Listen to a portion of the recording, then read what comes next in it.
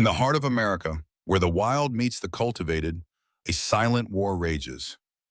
Every year, millions of invasive animals tear through crops, destroy property, and threaten the delicate balance of our ecosystems. But there's a group of people who stand on the front lines: hunters, landowners, and wildlife managers, armed with tradition, skill, and a deep respect for nature.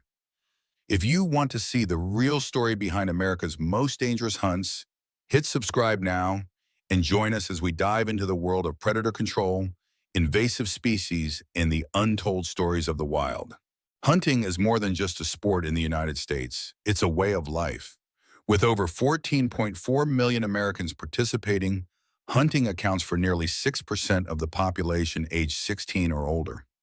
This tradition generates a staggering $45 billion on a direct spending each year, fueling local economies and supporting rural communities.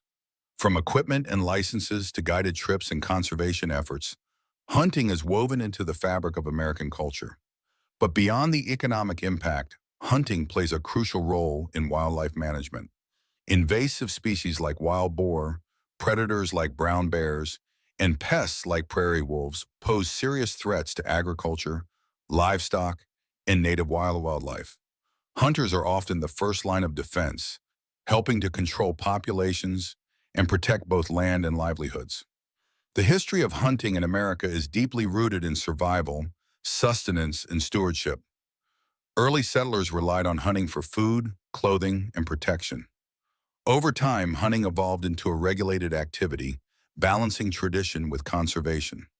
Today, hunters contribute to scientific research, population control, and habitat preservation, ensuring that wildlife remains a vital part of the American landscape.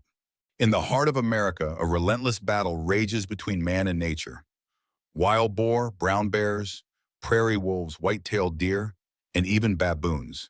Each species tells a story of survival, adaptation, and the ongoing struggle to maintain balance in our ecosystems. From the dense forests of Texas to the rugged mountains of Alaska, hunters, landowners, and wildlife managers face the challenge of invasive species and predators that threaten both agriculture and native wildlife. Wild boar are found in at least 35 states, with an estimated population between 6.1 and 9.3 million. Texas leads the nation with around 2.9 million wild boar, making up over 40% of the country's total population. These animals are not native to the U.S., but their rapid spread has made them one of the most destructive invasive species in the country. Wild boar cause an estimated $2.5 billion in damages each year. They root up crops, destroy pastures, and spread diseases that can affect livestock and humans. Their aggressive behavior and adaptability make them a constant challenge for landowners and wildlife managers. Hunters begin by traveling to areas where wild boar are commonly seen. Camouflage clothing and essential gear are a must. Ammunition is preloaded, radios are checked, and the hunt officially begins. Hours are spent searching for signs, hoof prints, wallows, and fresh tracks in the dirt. Communication is key as hunters coordinate their movements to cover more ground. When a boar is spotted, every movement must be quiet and precise. Sudden actions can alert the animal and send it fleeing. The hunter locks onto the target, and the first shot rings out. Often the boar bolts, requiring follow-up shots. In many cases, the animal does not die instantly, and a knife is used to end its life quickly, reducing suffering and minimizing risk to hunting dogs. Hunting dogs are invaluable in wild boar hunts.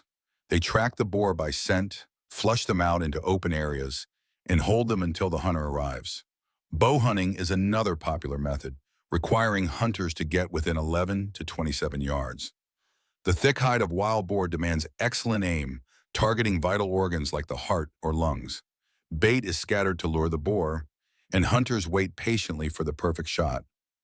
Bow hunting is quieter than firearms, making it less likely to spook the herd, and it causes less bruising to the meat. For large landowners or those seeking a high-end experience, helicopter hunts are an option. Helicopters cover vast areas quickly, allowing hunters to spot and shoot herds from above. Semi-automatic rifles are used for rapid fire, and the cost can range from 1,000 to 4,000 per hour. Trapping is a cost-effective method for capturing multiple boar. Hunters set up traps in frequented areas, scatter bait, and monitor the trap remotely. Once the trap is triggered, the boar are dispatched the next day. Trapping can yield 3 to 10 boar per session, depending on the herd size. Brown bears are among the most dangerous animals in the U.S. While hunting is restricted or banned in many states, it remains a popular choice for those seeking a challenge. Brown bears inhabit remote, rugged regions, often requiring hunters to travel by airplane to reach their hunting grounds. Upon arrival, hunters unload their gear and begin their expedition. Hours are spent observing and searching for signs of brown bears. Once a bear is spotted, the hunter must move cautiously, approaching close enough for a precise shot. Careless movements can alert the bear, causing it to flee or attack. When the bear is within range, the hunter locks onto the target and fires. Brown bears are large and tough, often requiring multiple shots to bring them down. Rifles with large caliber bullets are used to penetrate their thick hide and substantial body mass. Even after being shot, a brown bear may run away, forcing the hunter to track it down by following its trail. Brown bears are generally calm, but can become extremely dangerous when threatened, especially at close range. Each year, around 1,500 to 2,000 brown bears are legally hunted. Their claws and hide are valuable trophies, and the hide is typically salted to preserve it. Prairie wolves are a significant threat to agriculture, preying on poultry and small livestock. Hunting is allowed year-round with no bag limits, reflecting the ongoing challenge they pose. Prairie wolves are intelligent and highly alert. Hunters use callers or electronic distress calls to lure them in, playing the sounds of injured animals or wolfhounds. Scoped rifles are used for precision, as wolves will flee at the slightest movement.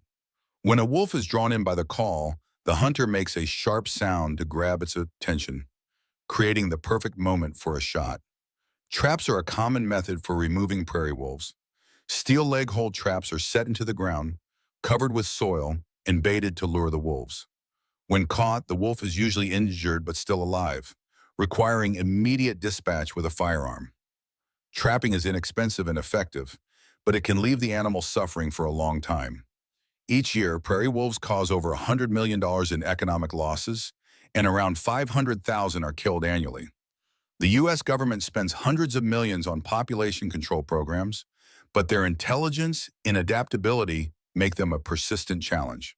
White-tailed deer are the most commonly hunted species in the U.S., with roughly 6 million taken each year.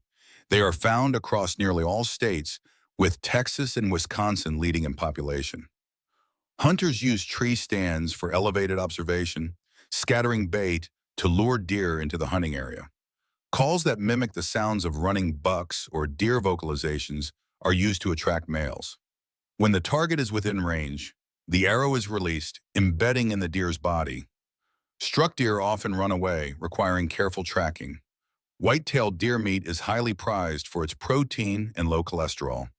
The deer is skinned, the internal organs are removed, and the meat is separated into portions. It is then packaged and canned for consumption. Baboons are primarily found in Africa and the Arabian Peninsula, but their aggressive behavior and tendency to damage agriculture make them a target for hunting. Baboon troops can number up to 50 individuals, causing significant damage when they forage in farmland. Hunters use fruit to lure baboons within range, taking advantage of their feeding habits.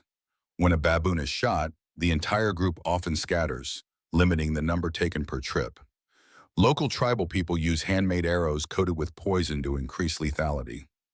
Dogs are used to track and chase the prey, helping to encircle them until the hunter arrives. After the hunt, the baboons are butchered, divided into parts, and cooked according to tribal traditions. From the forests of Texas to the prairies of the Midwest, the story of hunting in America is one of tradition, challenge, and respect for nature. Hunters, landowners, and wildlife managers work together to protect both land and livelihoods, ensuring that the wild remains a part of America's heritage. When conducted legally and responsibly, hunting helps maintain the balance of wild populations and supports ecological management, preserving the delicate balance between man and the wild. Hunting is a vital tool for managing wildlife populations, protecting habitats, and preserving traditional values. When conducted legally and responsibly, it helps maintain the balance of wild populations and supports ecological management. Hunters, landowners, and wildlife managers work together to protect both land and livelihoods, ensuring that the wild remains a part of America's heritage. From the forests of Texas to the prairies of the Midwest, the story of hunting in America is one of tradition, challenge, and respect for nature. If you enjoyed this journey into the world of predator control and invasive species management, don't forget to like, comment, and subscribe for more stories from the wild. Until next time, stay safe, stay sharp, and keep the wild alive.